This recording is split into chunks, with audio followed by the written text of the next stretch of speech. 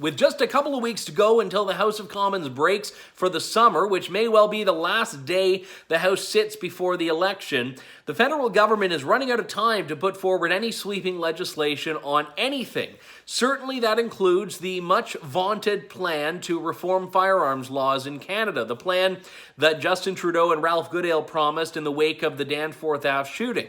Except with no time left in the legislative session to do anything about it, the only way the federal government could implement any change would be through what's called an order in council, which is an order that comes directly from cabinet, subverting the democratic process and subverting parliament.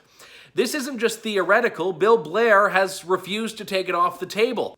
Just watch what happened when he was asked point blank by Evan Solomon on CTV's Question Period. So I just want to make sure I got this right. You're not ruling out an order in council to institute some kind of gun ban, some kind of weapon ban over the summer. You would not rule that out. Yeah, I want to be really clear. There is no measure that I think we can rule out that will legitimately contribute to greater safety for our citizens. If you can work your way through that boilerplate politician answer, he's said that he will not take anything off the table and makes this claim that the Liberal gun control plan will somehow be about public safety.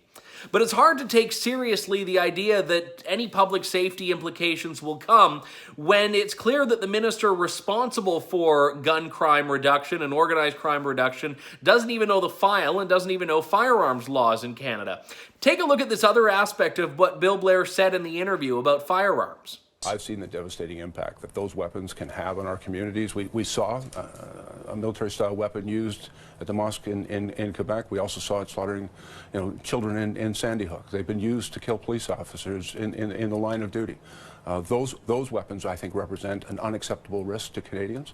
Yeah, it's very subtle, and if you're not a sport shooter or gun owner yourself, you might have missed it, but you hear this often from the left, citing military weapons, military-style weapons. The fact is, the military guns, the fully automatic guns, all of these things are prohibited in Canada. The guns to which Bill Blair and most gun control advocates are referring are actually civilian modifications of guns, things like the AR-15, or in the case of the Quebec City mosque shooter, a Czech arms variant, again, specifically designed for the civilian market. These firearms do not have the capability to shoot in fully automatic fashion. They've specifically been modified to meet the requirements for civilian guns, and more importantly, gun owners in Canada, myself included in that category, have gone through a huge rigmarole, daily background checks, all to prove to the government that we are in fact going to follow the law and not pose a threat to anyone. But when the government starts making these flawed or downright incorrect classifications of guns, military this, military that, what they're actually doing is trying to pit Canadians who don't know about firearms against the millions of gun owners that exist in Canada and the millions of firearms that exist legally in Canada and cause no issues or harm to anyone in the country.